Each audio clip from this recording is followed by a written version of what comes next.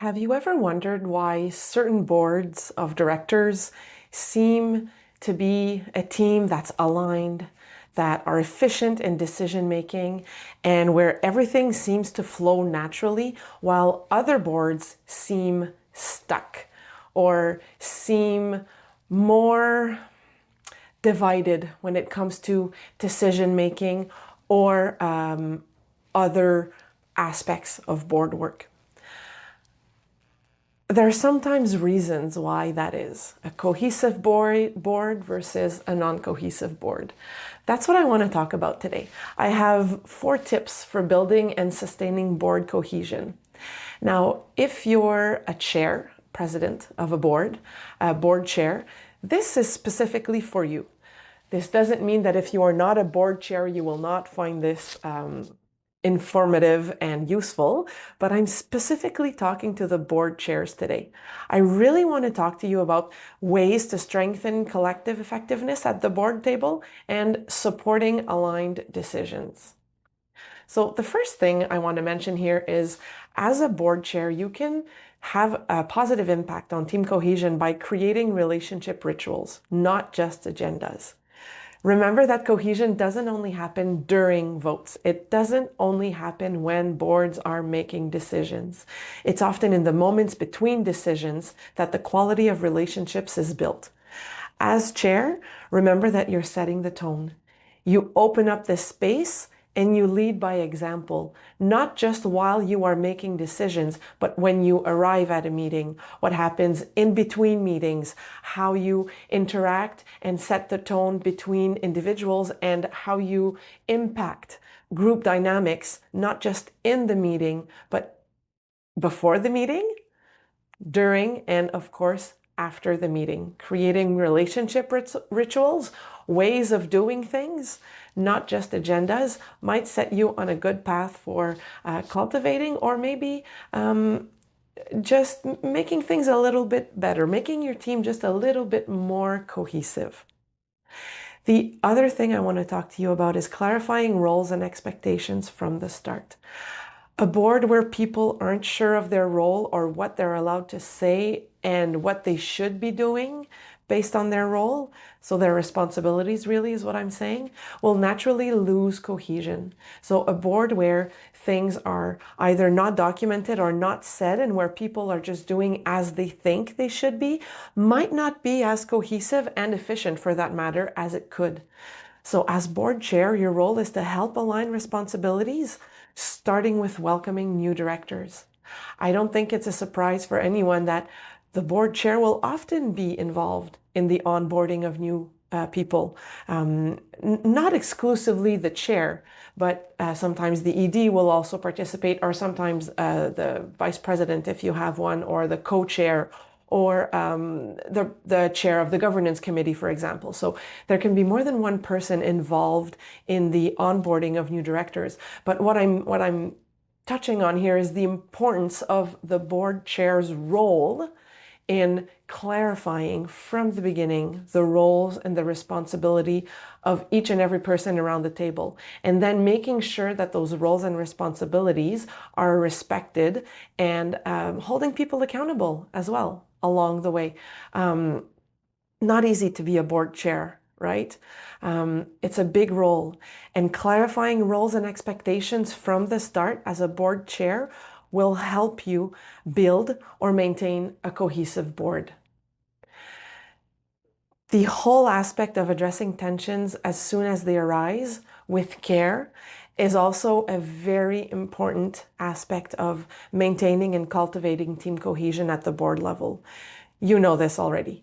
In any group, disagreements will happen. They happen at your work, with your teams. They happen with your family, with your friends. Disagreements happen. The real challenge is not letting them fester. It's okay to disagree. We can disagree around the board table, and we should debate ideas and come to a conclusion with which everyone, or almost everyone around the table, will agree upon. The chair isn't there to decide everything, but the chair is responsible for holding the space. Your role as chair is to address tensions as soon as they arise, if they arise with care, by maintaining dialogue, opening dialogue if you're sensing that things are going from a debate of ideas to a personal attack, for example. Opening the dialogue, maintaining the dialogue, rephrasing, inviting people to express differences of opinion without judgment will be key in the way that you are able to maintain and cultivate team cohesion. If a debate of idea gets tense, your role as a board chair in cultivating and maintaining cohesion will be even more important, accentuated, if I can say. Opening dialogue, maintaining dialogue, making sure that the exchanges remain courteous and professional, even if they're a little bit heated. It's a big job, it's a big role. But boards that do this with the help of an efficient board chair usually do a lot better, and usually do a lot better with decisions as well. Decision making will be positively impacted by this in most cases. Something else that I wanted to share with you today is to keep the collective vision alive beyond the files and the usual day-to-day board work. So people get more involved, generally speaking, when they feel that they're contributing to something bigger than just adopting minutes at the board level.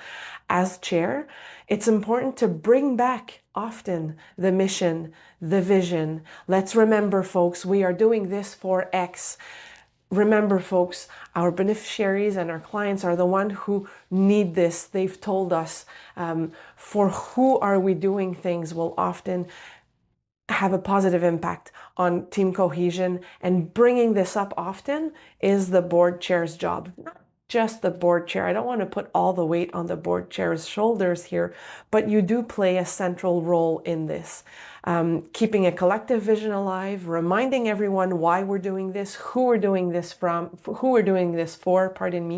reminding what the mission is, what our strategic vision is, and why we are doing X, Y, or Z.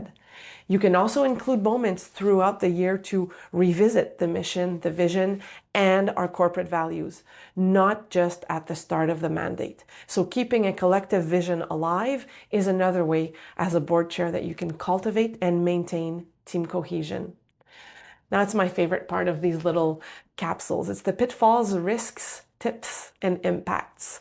So the first pitfall is sticking to official and formal meetings only without setting aside time to build real connections.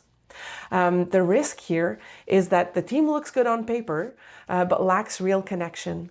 In a group where people don't get to know each other outside of the board table, trust can stay fragile. Discussions might remain surface level, and decisions take longer to mature collectively.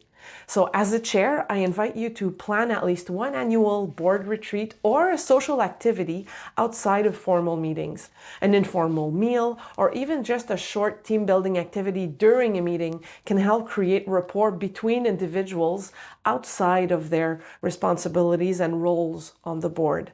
A board where people know each other better, collaborate more openly, and often will make more aligned decisions, even when it becomes challenging. The second pitfall is bringing new people onto the board without clarifying roles and expectations right from the start. Clarity first. The risk of not doing this is new board members, new people on the board may hesitate to take their place. Some might feel useless or left out, and the board's dynamic can lose in effectiveness. So I advise against unstructured or irregular onboarding of new directors. So the tip here is to organize a welcome session from the beginning, where you will go over as board chair on, the mission, the vision, the roles, and board ground rules. Usually you'll have these documented in policies and procedures, governance policies and procedures, and this governance tool can help you with the onboarding, and it should be used to reinforce the roles, the responsibilities, and the way the board functions. Even a short informal meeting to go over these things can make a big difference. The impact is team that better knows from the start, where each person knows how to contribute fully. Having your board members ready to go with decision making and efficient board meetings is a win-win for board cohesion and also for the individual's success on the board. The last pitfall is keeping tensions quiet to preserve the appearance of harmony, letting issues build up instead of addressing them. The risk is that unspoken tensions undermine trust and can really paralyze the board's decision-making. I'm sure you have either been on a board or seen a board or heard about a board where issues, either interpersonal or other, build up.